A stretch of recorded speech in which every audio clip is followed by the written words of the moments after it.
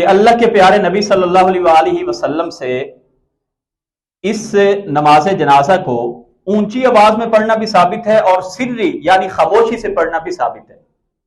اب ہم اس پہ مسلکوں میں پڑھ جاتے ہیں، جو چیزیں دونوں ثابت ہیں، دونوں اللہ کے نبی صلی اللہ علیہ وسلم سے معمول ثابت ہیں، سری نماز میں جنازہ اللہ کے نبی صلی اللہ علیہ وسلم نے زیادہ پڑھا ہے، خاموشی کے ساتھ اللہ کے نبی صلی اللہ علیہ وسلم نے جنازہ زیادہ پڑھا ہے۔ لیکن اونچی آواز میں پڑھنے کی جو پہلی دلیل ہے، ایک تو جو میں نے آپ کے سامنے حدیث بیان کی عوف بن مالک کی، یہ صحیح مسلم شریف کی حدیث ہے، 2232 نمبر حدیث پاک۔ وہ کہتے ہیں اللہ کے نبی صلی اللہ علیہ وسلم نے اتنی دعائیں پڑھی کہ میں نے آرزو کی کہ کاش آج میرا جنازہ ہوتا۔ اس کا مطلب ہے وہ آواز اونچی تھی۔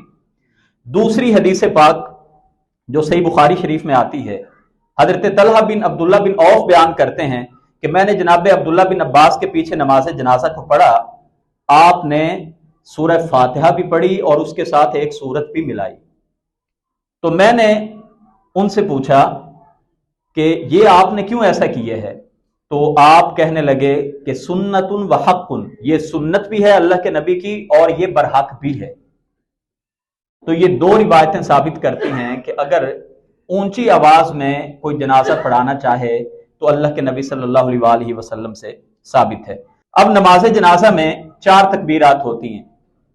پہلی تکبیر کے بعد سورہ فاتحہ اور ایک سورت پڑھی جاتی ہے، دوسری تکبیر کے بعد درود ابراہیمی، اور تیسری تکبیر کے بعد جو میت کے لیے دعائیں پڑھنی ہیں ان کو پڑھا جائے گا۔